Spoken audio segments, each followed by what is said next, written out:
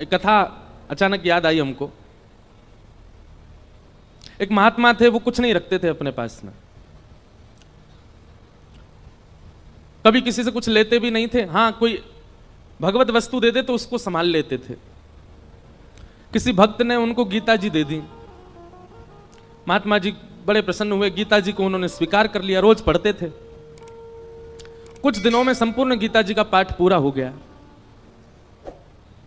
तभी एक व्यक्ति, उसके अंदर वैराग्य जाग गया था, वो महात्मा जी के पास आया, बोले मुझे अपनी सेवा में रख लीजिए। तो महात्मा जी ने उसको अपनी कुटिया में रख लिया। निष्किंचन महात्मा। एक दिन उनके मन में भाव आया कि हम कुछ तीर्थ यात्रा करने के लिए जा रहे हैं। तो महात्मा तीर्थ यात्रा के लिए जैसे ही निकले तो चेलाराम से कह के गए, बोले देखो हमारी कुटिया में है तो कुछ भी नहीं, खाली है पूरी, एक गीता जी हैं बस, यही हमारी संपत्ति है, इनको संभाल के रखना। उसने कहा ठीक है। अब वो गीता जी को संभाल करके रखता था। एक दिन एक चूहा घुस गया कुटिया में और वो गीता जी को कुतरने लगा। उस व्यक्ति ने देखा कि अरे ये चूहा तो हमारी गीता जी को खा जाएगा। उसने मनोविचार किया क्या करें, गांव वालों से पूछा तो गांव वालों ने कहा कि बिल्ली रख लो तो फिर चूहा नहीं आएगा। तो वो कुटिया में बिल्ली ले आए कि बिल्ली के डर से चूहा नहीं आएगा। कुछ दिन तो चूहे नहीं आए, लेकिन बिल्ली बेचारी पतली दुबली होने लग गई, उसको भोजन पानी मिलता नहीं था, सूखने लग गई। व्यक्ति को बड़ी चिंता हुई, उसने गांव वालों से कहा, बोले हमारी बिल्ली तो पतली हो गई, अब क्या करें। बोले इसको दूध पिलाना पड़ेगा तब हिष्ट पुष्ट होगी। तो क्या करें उसके लिए, बोले गैया रख लो।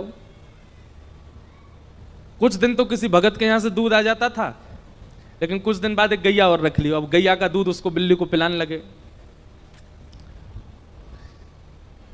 अब महाराज गैया पतली दुबली होने लग गई।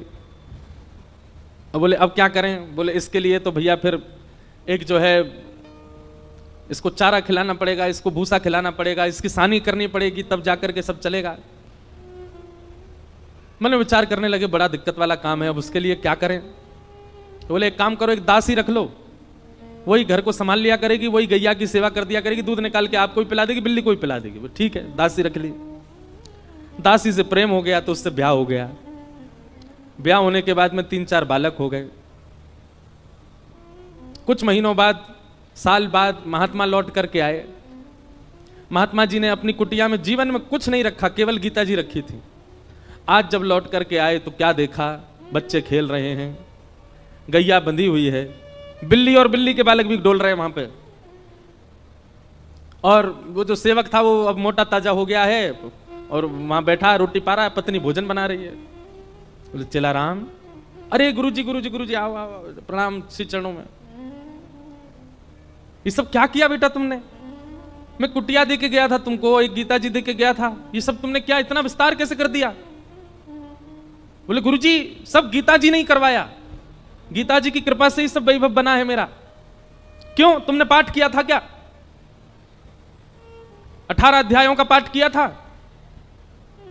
अरे पाठ नहीं किया मैंने, 18 अध्याय देख लिए। बोले कैसे देखे? बोले पहला अध्याय तो बिल्ली है, दूसरा अध्याय गैया है, तीसरा अध्याय पत्नी है, चौथे पांचवें छठवें बोल रहे नीचे सारे अध्याय हैं। गुरुजी समझ गए। बोले गीता जी केवल रखी थी, पढ़ी नहीं थी, पढ़ी होती तो इतना विस्तार नहीं होता। हम लोगों को लगता है कि केवल रामायण जी को पूज लो, भागवत जी को पूज लो, गीता जी को पूज लो, इन्हीं से काम हो जाएगा। नहीं, आप उसका स्वाध्याय नहीं करेंगे, उस पर मनन चिंतन नहीं करेंगे, जो आपके मन में विकार हैं, जो मन में आसक्तियां हैं, वो कैसे समाप्त होगी? पैरासीटामोल घर में रखने से बुखार थोड़ी उतरेगा, उसको पाना पड़ेगा। अदरक घर में रखने से गला ठीक थोड़ी हो जाएगा, उसको कूट के उसका रस लेना पड़ेगा। दूध घर में रखने मात्र से चाय थोड़ी बन जाएगी, बनानी पड़ती है। बाजार से केवल घिया, लौकी, तोरई, टमाटर लाके घर में अब तो सब्जी बन जाएगी, कैसे बने? अपने आप बनानी पड़ेगी। सामग्री घर में लाने से कल्याण नहीं होगा, सामग्री का उपयोग करना आना चाहिए। ये भ्रांति फैला दी है हमारे भारत में। मैं अधिकतर जाता हूं इंटरव्यूज में, मुझसे यही पूछा जाता है कि महाभारत जी रखने से लड़ाई होती है घर में। अरे किसने कह दी ये बात? और एक बात सुनिए, आप महाभारत घर में नहीं रखते तो कम लड़ाइयां हो रही हैं आपकी। महाभारत ने तो युद्ध को विश्राम किया है। हमारे शास्त्र कहते हैं यन्ने भारत तन्ने भारत। पूरी दुनिया में आप जो कुछ भी देखते हैं, चाहे वो स्वभाव हो, चाहे वो व्यवहार हो, चाहे वो दोष हो, चाहे वो गुण हो, ऐसा एक भी दोष गुण स्वभाव व्यवहार क्रिया नहीं है संसार में जो महाभारत में नहीं लिखी हो। सब लिखा है। कई ऐसे व्यवहार हैं जिनका अभी तक प्रादुर्भाव नहीं हुआ, वो हमारे बच्चे उनके बच्चे देखेंगे। जैसे हमारे दादा परदादाओं ने आज का युग का जो व्यवहार है ये नहीं देखा था। अब कई कई नए नए व्यवहार आविष्कृत हो रहे हैं ना, जैसे जैसे कलयुग आगे बढ़ रहा है। सब लिखा है महाभारत में। और जो महाभारत में नहीं लिखा, हमारे संत जन कहते हैं वो दुनिया में आपको कहीं देखने को मिलेगा ही नहीं। सब कुछ है महाभारत में। महाभारत का छोटा सा अंश है भगवत गीता, जिसने पूरे विश्व को ज्ञान दे दिया। समझो महाभारत कैसा होगा।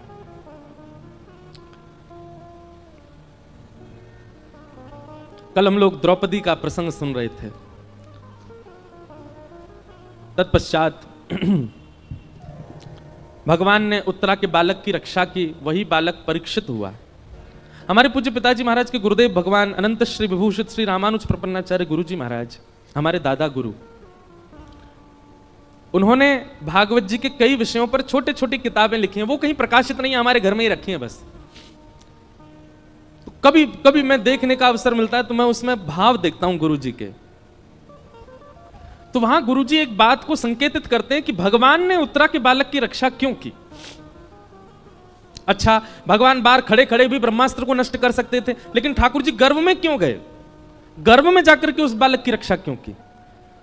ब्रह्मास्त्र चलाया था ना उत्तरा के बालक पर, बाहर से ही देख देते ब्रह्मास्त्र नष्ट हो जाता। ठाकुर जी भीतर क्यों गए? और वो भी उस गर्भ में गए जिस गर्भ में न जाना पड़े। इसके लिए सारे वेद वेदांत और उपनिषद कहते हैं, सारे पुराण यही तो कहते हैं, ऐसे कर्म करो कभी गर्भ में ना आना। भगवान खुद चटपट घुस गए भीतर रक्षा के लिए। तब हमारे गुरुदेव भगवान कहते हैं, बोले सामान्य बालक होता तो ठाकुर जी बाहर से ही ब्रह्मास्त्र नष्ट कर देते। लेकिन ठाकुर जी ने जब उस परीक्षित के पूरे भविष्य का चिंतन किया तो मन में विचार आया, ओहो ये तो भविष्य में चल करके हमारी कथा का श्रोता बनेगा, क्यों ना ऐसे बालक को गर्भ में दर्शन दिया जाए। इसलिए ठाकुर जी गर्भ में गए।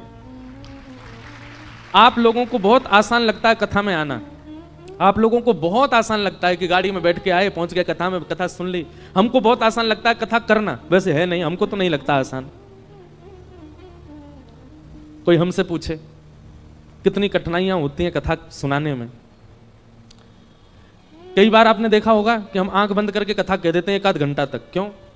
उस समय किसी श्रोता का कुभाव दिख जाता है। कुभाव मतलब या तो उबासी लेता हुआ दिख गया कोई, या फिर कोई फोन चलाता दिख गया है। तो ऐसी स्थिति में जब श्रोता दिख जाते हैं तो फिर कथा भूल जाता हूं मैं, इसलिए फिर मैं आंख बंद करके कथा कहता हूं। हम मना क्यों करते हैं कि जब हम मंच पे आए तो हमको स्पर्श मत करो? उसके पीछे कोई और बात नहीं है। ऐसा नहीं कि मेरे अंदर बहुत पुण्य है इसलिए मना कर रहा हूं। मैंने अनुभव किया है कि कई बार लोगों के स्पर्श से हम जितने भावना बना करके आए मंच पे आके सब भूल जाता हूं मैं। आप तो सद्भाव से स्पर्श कर रहे हो, पर किसी का कोई भाव ही नहीं है, वो देखा देखी स्पर्श कर रहा है। इसलिए दूर से प्रणाम करो, आपको ही फायदा मिलेगा, हम कथा अच्छे से सुना पाएंगे। पर जब बहुत ज्यादा लोग स्पर्श कर देते हैं तो मैंने देखा है कि मेरे भाव जितने होते हैं शून्य हो जाते हैं। कथा करना भी बड़ा कठिन है, पर कथा सुनना भी बहुत कठिन है। कथा में बैठना, बैठ करके बहुत देर तक श्रवण करना, और केवल श्रवण नहीं, उसका निर्ध्यासन करना, उसको समझ करके जीवन में उतारना, यह भगवत कृपा के बिना नहीं हो सकता।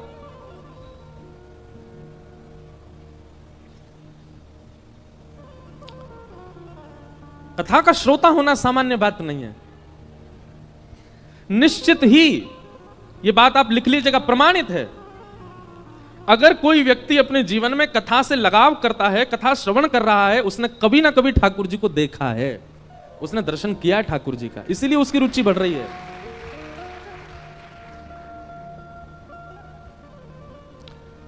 क्यों इतना आनंद आता है सुनने में? क्यों इतना सुख मिलता है आपको? क्योंकि कभी ना कभी आपके जो भीतर चित्त है, आपकी जो आत्मा, उसने कभी अनुभव किया है ठाकुर जी का। इस जन्म में नहीं तो गर्भ में किया होगा, गर्भ में नहीं तो पूर्व जन्म में किया होगा, कभी तो किया है। तभी आपकी रुचि बढ़ रही है, तभी कथा सुनते सुनते नेत्र सजल हो रहे हैं, कथा सुनते सुनते प्रसन्नता हो रही है, कथा सुनते सुनते रोंगटे खड़े हो रहे हैं। ये सब विचार, ये सब प्रभाव हमारे ऊपर क्यों हो रहे हैं? क्योंकि कभी ना कभी तो ठाकुर जी का दर्शन हुआ है हमें।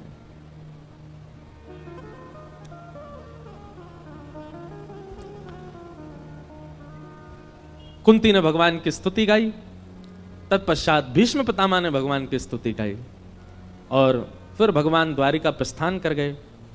उत्तरा के गर्भ के बालक ने जन्म लिया और कुछ वर्ष बाद जब भगवान अपनी लीला पूरी करके चले गए तब पांडवों ने उस बालक को राज्य गद्दी पर बिठा दिया और पांडव भी स्वर्गारोहण को चले गए। परीक्षित धीरे धीरे बड़े हुए, उनका विवाह हुआ, जन्मेजय आदि पुत्र हुए। अब यहां पर एक बहुत बहुत अच्छी बात है, पता है, बटुक जी भी बैठे हैं, कई सारे विद्वान भी बैठे हैं। अधिकतर व्यास कहते हैं, हम भी कहते थे पहले कथा में,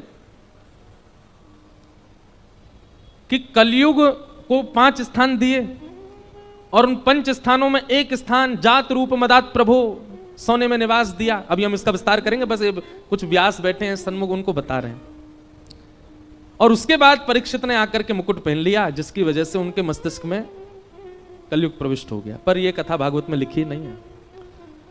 परीक्षित जी ने कोई मुकुट नहीं धारण किया, बल्कि श्रीमद् भागवत जी में तो स्पष्ट ऐसा लिखा है कि जब तक परीक्षित जी पृथ्वी पर थे कलयुग थरथर कांपता था।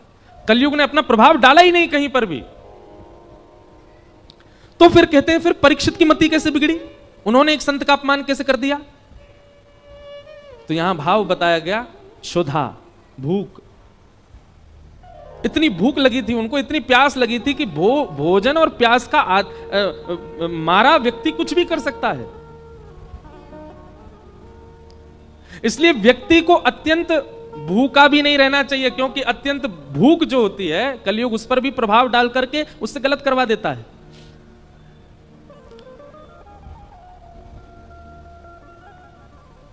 दो लोगों को भगवान नहीं मिलते। कौन दो लोग? बहुत खाने वाला और बहुत सोने वाला। पहला, जो बहुत खाता होगा और बहुत ज्यादा ही सोता होगा, समय से ज्यादा सोता है। अच्छा देखो, एक हमारे जैसे सोने वाले हैं। हमारे जैसे सोने वाले मतलब जिनकी 4-4, 5-5, 6-6 महीना की नींद बकाया है। कभी कभी नींद आती है तो खूब देर तक सो लेते हैं, पर कभी कभी सो पाते हैं हम। लेकिन एक व्यक्ति करता धरता कुछ नहीं, पूरे दिन पड़ा रहता है बस, फिर भी उसको इतनी नींद आती है कि रात में सोता है, सवेरे उठता है 10-11 बजे। कोई परिश्रम नहीं करता, कहीं बाहर जाने का उसका काम नहीं, घर में पड़ा रहेगा पूरे दिन, और फिर भी उसको इतनी नींद आती है कि 7-8 घंटे सोता है। ऐसे व्यक्ति को ठाकुर जी नहीं मिलते, जो पारिश्रमिक नहीं है, परिश्रमी नहीं है और फिर भी सोता है। और दूसरा, बहुत खाने वाला। इसमें भी यही बात आएगी, जो बहुत परिश्रम नहीं करता है लेकिन खाता बहुत है, बहुत खाता है, अधिक मात्रा, भूख से अधिक खाता है। ऐसे व्यक्ति को ठाकुर जी नहीं मिलेंगे। पहला व्यक्ति बहुत सोने वाला, बहुत खाने वाला।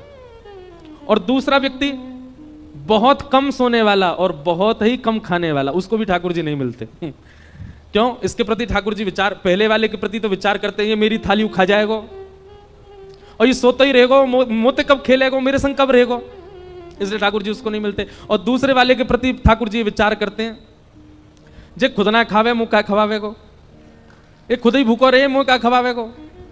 और दूसरी बात ठाकुर जी सोचते हैं, खुद सोवे ना है मुंह भी ना सुन देगो, पूरे दिन जगो रहे तो मुंह परेशान करेगो। हमारे ब्रज के संत कहते हैं, बहुत कम खाना और बहुत कम सोना, बहुत ज्यादा खाना और बहुत ज्यादा सोना, दोनों ही भगवत मिलन में बाधा हैं। मध्यस्थ रहो, मध्यम रहो। अब आप कहोगे ये मध्यस्थ कैसे पता चले, मध्यम कैसे पता चले? निद्रा कैसी हो? इतनी निद्रा हो जाए कि पूरे दिन फिर भले ही लेटने को भी ना मिले तो भी काम चल जाए, इतनी निद्रा लेने वाला व्यक्ति, और पूरे दिन फिर परिश्रम कर सके, ठाकुर जी से मिलने के लिए परिपक्व है। और इतना भोजन करे कि उससे आलस्य ना आवे, ऐसा व्यक्ति भी ठाकुर जी से मिलने के लिए परिपक्व है। अपच ना हो, इतना भोजन करे बस, ऐसा व्यक्ति भी ठाकुर। और भैया कछु तो खुद भी अपने आप भी समझ जाए करो, जीवन में कितना सोना चाहिए, कितना खाना चाहिए, इसका थोड़ी व्यवस्था बनाओ और उस अनुसार ठाकुर जी के मिलन के लिए चलो।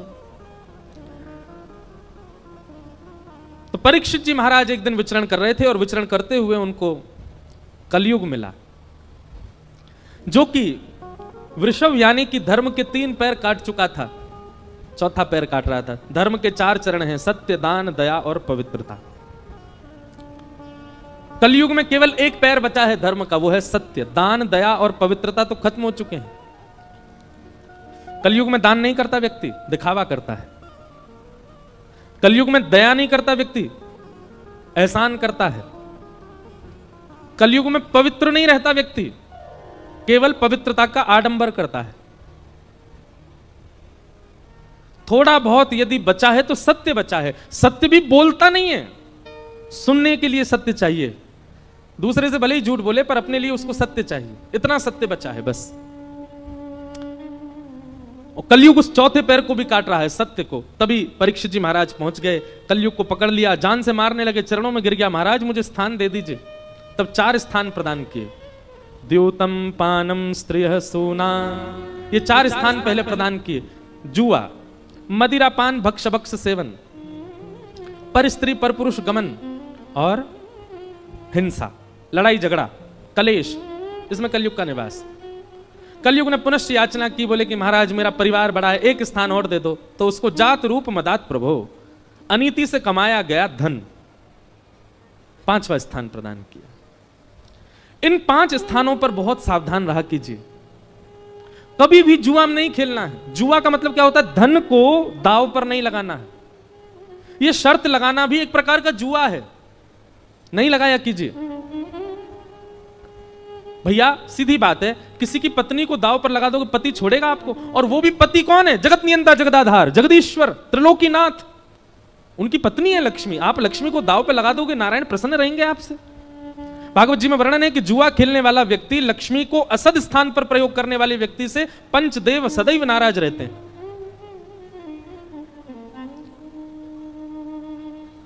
कई बार हमने देखा कि जुआ खेलने वाले व्यक्ति प्रारंभिक स्थिति में बहुत धन कमा लेते हैं, बहुत ऐश्वर्य भोग लेते हैं, सब सुख संपत्ति होती है।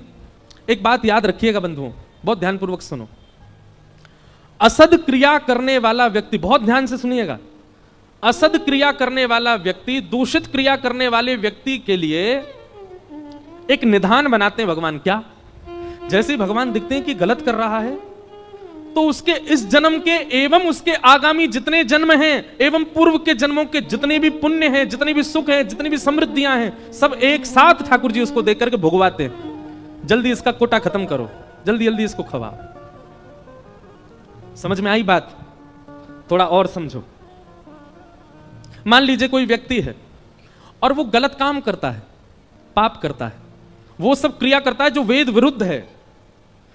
ठाकुर जी एक आध बार तो प्रयास करते हैं कि सुधर जाए, लेकिन वो एक आध बार में भी जब नहीं सुधरता है तो ठाकुर जी कहते हैं ठीक है, तो अब इसका स्वभाव बन ही चुका है, इसको पाप करना ही है, इसको गलत करना ही है, तो फिर इसके जन्म में, इसके जीवन में जितनी भी सुख समृद्धियां आने वाली हैं, एक संग सब इसके जीवन में दे दो।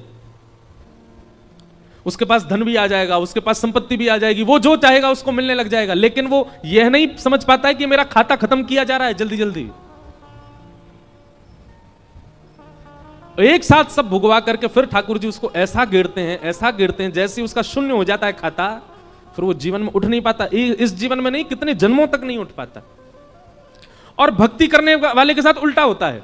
जैसे ठाकुर जी देखते हैं तिलक लगाने लग गया, कंठी पहनता है, माला जप करता है, नित्य हरिनाम संकीर्तन करता है, कथा श्रवण करता है, तो ठाकुर जी कहते हैं इसके जीवन में जितने दुख आने वाले हैं, इसके अनेक जन्मों में जितने दुख आने वाले, सब भुगवा के इसके सारे खाते खत्म करो दुख के।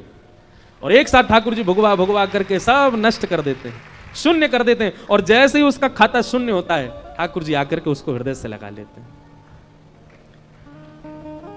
कभी कभी बंधुओं एक बात कहे हम, कभी कभी आप जो चाहते हो वो होने लग जाता है, सब कुछ बहुत अच्छा अच्छा चल रहा है, और इसके बदले में आप ये भी जानते हो कि आप पाप करते हो, आप वो सब क्रिया करते हो जो वेद विरुद्ध है, जो शास्त्र विरुद्ध है, और फिर भी आपके साथ सब कुछ अच्छा अच्छा होता है, तो संकेत समझ लेना खाता खत्म किया जा रहा है अच्छाई का। और जिस दिन कंठी माला पहनो, तिलक धारण करो, गुरु मंत्र ले लो, नाम जप करना प्रारंभ कर दो, तैयार हो जाना। अब ठाकुर जी हमारे बुराई के, हमारे जीवन के आने वाले दुखों के, कष्टों के, आर्तों के जितने भी विपत्तियां हैं सब अब भेजेंगे। हमको उसको निवृत्त करना, उससे नष्ट करना, उससे निकलना है, घबराना नहीं है। क्योंकि कई बार लोग मिलने आते हैं तो मुझसे कहते हैं कि वो देखो महाराज जी इतना पाप करता फिर भी उसके जीवन में इतनी प्रसन्नता। अरे आपको नहीं पता है, उसका खाता खत्म हो रहा है अच्छाइयों का।